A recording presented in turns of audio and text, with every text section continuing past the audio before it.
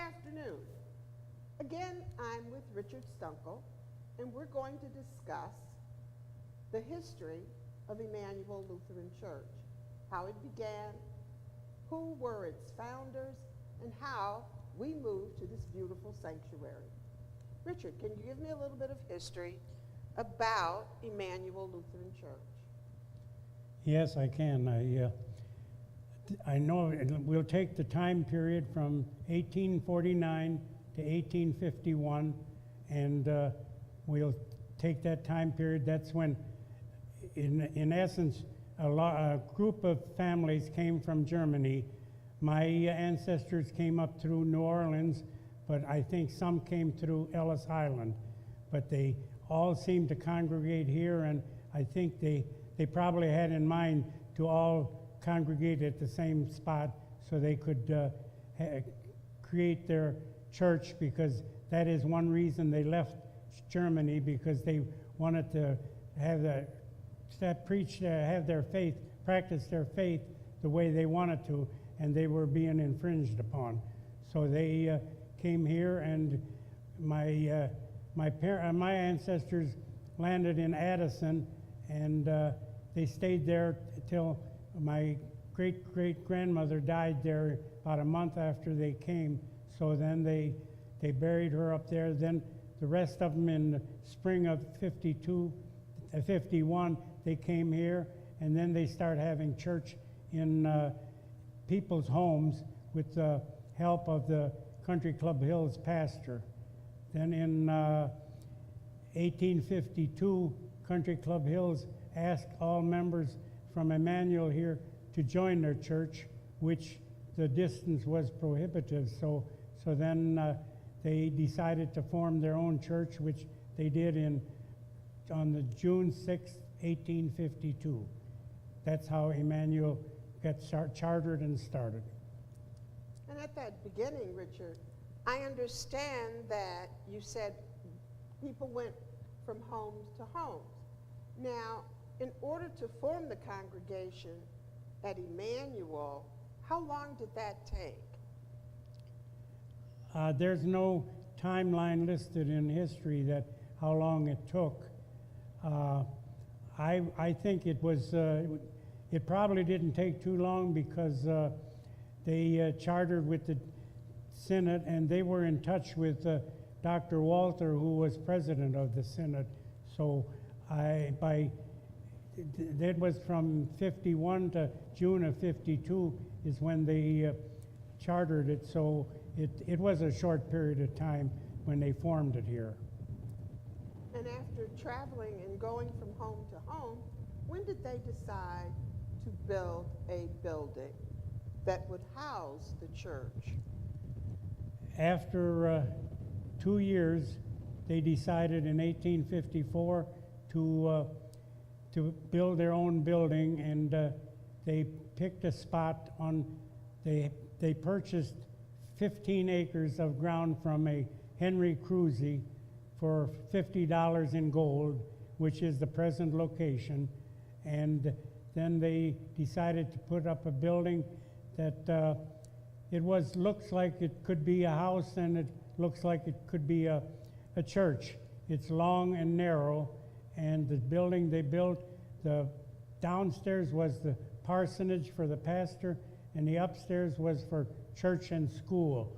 And it was finished in 1855, and my great-grandfather loaned the money to him. It was $100 at 5% interest, which they repaid in 4 years. That was a very smooth undertaking. And at that time, what materials were used to build the church? The church, the building that they built, we have toured it. It's in Green Garden Township right now, and it's been restored. It was different than what today's building is. The inside walls were brick instead of just plain lumber, and the heavy lumber was all hand hewn, so that it's rough. It's not smooth like we have today. And as far as the materials, where they got them, I mean, where the sawmill was or that, there's no record of that. Okay, there's no record, but Richard and I have talked about the possibility that maybe some of the bricks and were brought in by wagon to this area in order to build the church. Could that have happened, Richard? Yes, that could have happened. There was a brick company in Homewood and also in Joliet, and I've read other parcels where items were purchased at a distance, and then they would come in by rail to Homewood, which was called, I think it was called Thornton or Thornton Township, and they would go with horses and wagons and pick up stone or any materials that could be purchased, that had to be purchased. They would do it that way. Well, that's interesting. Now, with the building that was here, and now it's in Greenville, did you say? It's in Green Garden Township. Green Garden Township. And some of our members had the privilege of touring that home. What are some of the other unique features? What about the beams and the stairs and the flagstone that was used at that time? The unique things are when you go into what is now their living room, you can see the floor joists from the upstairs floor, and they varnished them, and they look real quaint.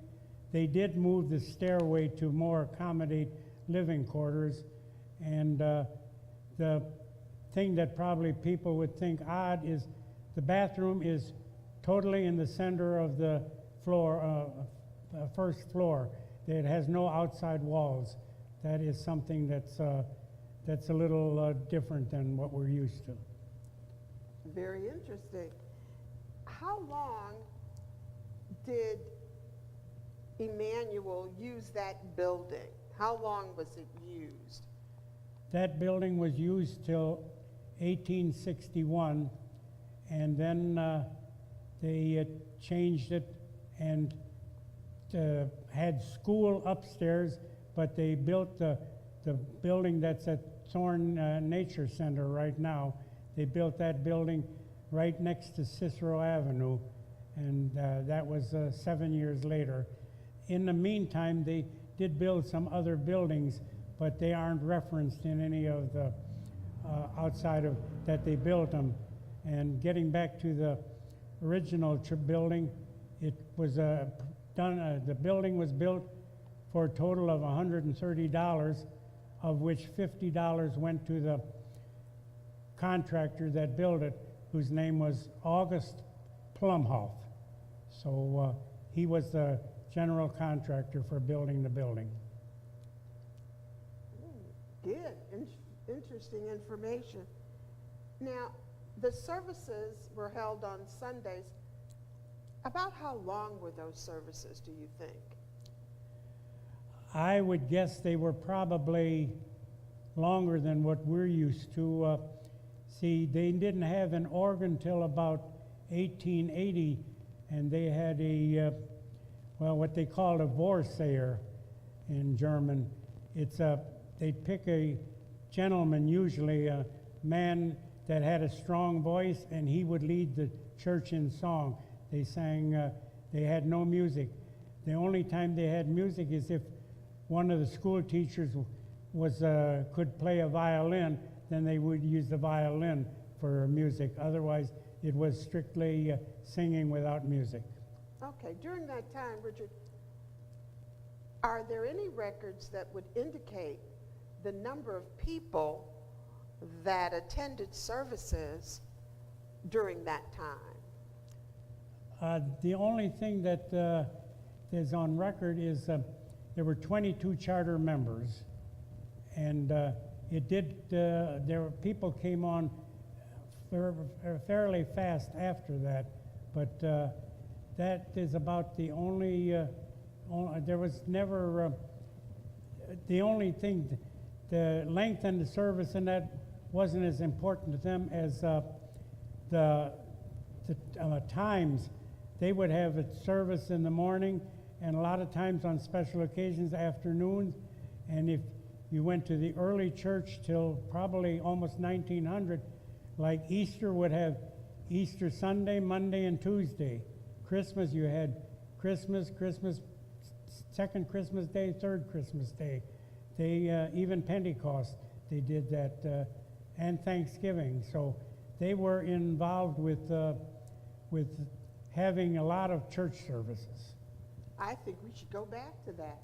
I think that a church service for Christmas for 3 days would be a really nice thing. So maybe we should go back to some of our older ways. Now, you were saying that people came into the area. How long was it before people outgrew that church and had to go to another building? Are you talking about this early church, the one that I talked about? Yes. That was only 7 years. Oh, 7 It was years. 7 years. But then they used the original building for the school. The school wasn't built till 1865 that we had. Then they built a separate building for the school, and then the pastor took the whole previous church building, and it was living quarters for the pastor. Okay. And then when that building was sold, to whom was it sold? And It wasn't sold in 1961 when we built the present church. We had to remove, see, the present church was so close to Cicero that when you, Cicero was 2 lanes, and if you pulled off of Cicero at an angle to face west, your bumper would hit the church and your rear bumper would still be on Cicero. So it was so close that it had to be moved. So we gave it to the Village Bible Church in Thorn Creek, and then we gave this early church, what was called the parsonage, we gave that to a farmer in Green Garden Township, and he moved it there, and they weren't sold, they were both given away. They were given away. And how was it moved? I know that we don't have the modern conveniences at that time, so how was it moved in the 60s to where it is now? Excuse me. In the 60s, what the church was moved, they took the cross off the top of the steeple, and then they left the church intact. And then the house or the parsonage, I never did see that being moved. The church was moved 2 miles west to Ridgeland. Then they went Ridgeland to Stager Road.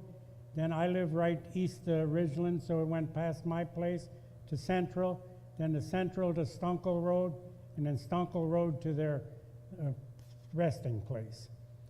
And I wasn't involved with the moving, but it was a big problem. A big problem or a thankful problem? At that time, did they have to shut down the traffic so that the church could be moved? And how long did that take? The moving took 3 days, but they couldn't use Cicero because of the steeple, so that's why they went through the country. Yeah, it was overnight, just a mile east of me. They just left it in the middle of the road overnight, so it was a big project. It was a big project and stopped a little bit of traffic at that time. Richard, we've talked about the church and how it was built. And so we talked a little bit about the school, but can we talk a little bit more about the day, how the school was started, some of the teachers, some of the subjects that the students would have learned in the past? Yeah, we can dwell on that. The school was built in 1865 at a cost of $1,800, And the reason being it cost that much compared to the church in 1861 only cost $130, but the school was built to be a two-room school upstairs and downstairs, and they built a special floor so that the upstairs would not disturb the downstairs children studying. So that made it as expensive. But I don't know when it changed to a one-room school, but I imagine when the enrollment was less, then they changed. When I went to school, it was one-room school, and we used the upstairs for storage for anything that the church owned. Okay, but at that time, about how many children were in the school? At that time, there's no, I don't think there's any history on it, but when I went to school, we had about, all 8 grades totaled 40 children. And the school setting in itself was, we had the old desks where there were 6 or 8 or even 10 desks all bolted together, and they were the old style with the inkwells, and the two rows on the west side of school were 1st, 2nd, and 3rd grade. The 3 rows on the east side were 4th, 5th, and 6th, and the center was 7th and 8th. And behind, since the 7th and 8th rows were shorter, the heating stove was right behind the 7th and 8th grade desks. Oh, okay. And who maintained that stove? That stove was, the teacher would start it in the morning when it was cold, but the upper grade boys would have to take out the ashes, and we had a shed out north of the school. It had corn cobs in it for starting the fire, and then in my time they bought coal for it. They didn't use wood anymore, and the boys would have to go out and get the corn cobs and the wood and the coal so that the teacher would have it available to keep the school warm all day. I'm sorry, Richard. You were talking about the various grades, and I, being a teacher, I should have asked, how many teachers taught these 40 students? It was just one teacher. He did all the grades and he did all the subjects, all in one day. He did all the grades and all the subjects in one day. It has been known that in the Lutheran tradition and religion that we also have confirmation. How were the confirmation classes set up at that time? Well, the confirmation class, we confirmed at that time it was not mandatory, but custom to do it in the 7th grade, confirmation, and you needed 2 years of instruction, but the pastor did that, and 3 days a week during the school year, I think it was Monday, Tuesdays, and Thursdays, the people that were going to be confirmed walked from the school to the parsonage, and the pastor taught them for about an hour and a half, and then they would walk back, and then they would fall in line with the teaching of the secular subjects.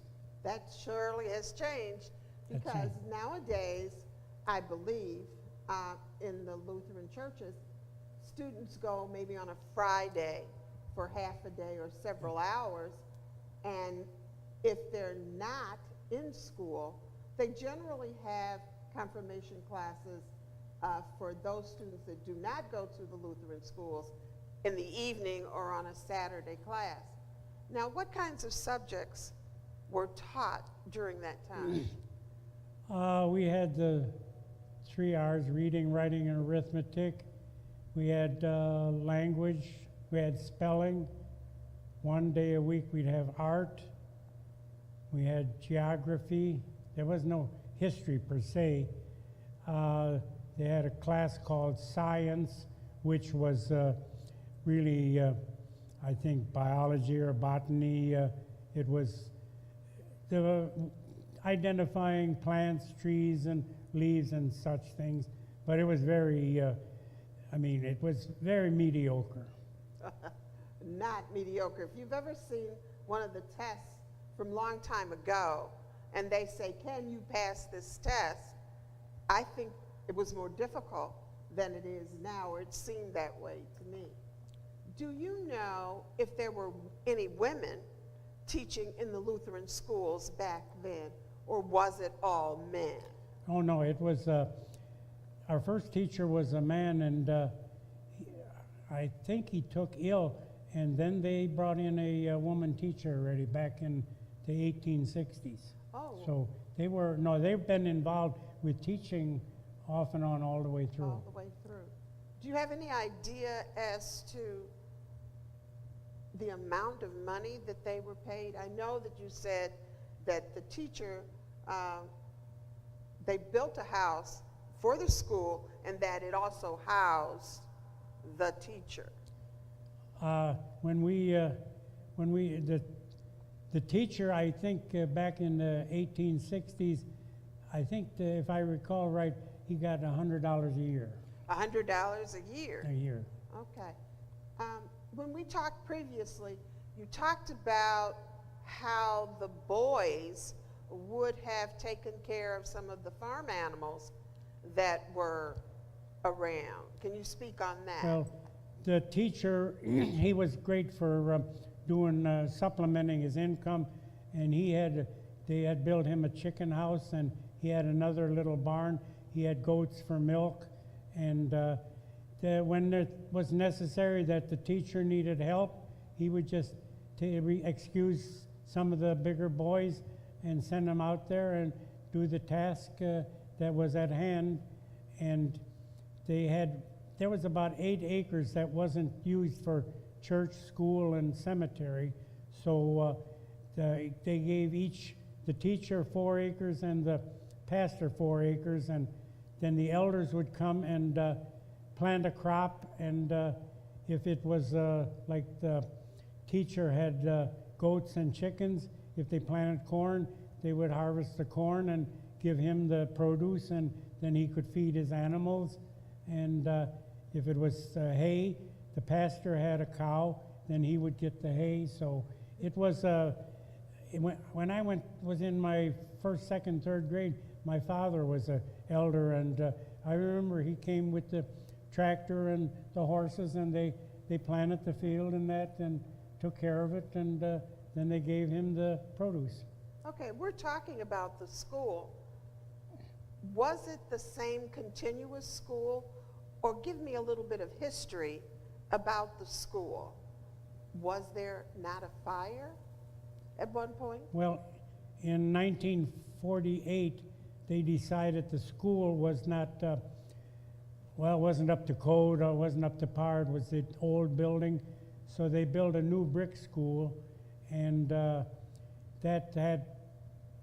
then they changed to 4 teachers. They had 2 teachers upstairs and 2 teachers in the basement, and they had 2 grades for 1 teacher. And that worked fine till 1965, and then there was a fire, and it was burnt to the point that it wasn't salvageable. So then they built an addition to the parish hall, and that was in 1966, which is our present Sunday school and that. And getting back to the school, with confirmation, we had what we had on Sundays was Christenlary. That's children's learning. All the school children would sit in the first 2 pews of the church, and after the church service, just before the benediction, the pastor would come down from the altar and talk to the children, and it was our Sunday school. That's what we had in place of Sunday school. So that was custom those years. Okay. Thank you, Richard. This has been very interesting, and I do hope that the congregation will look at this tape and be a little more informed about the history of our church here at Immanuel Lutheran. Thank you so very much, Richard. No problem your at all. time. I'll be Thank you. glad to do it again. Okay, thank you very much.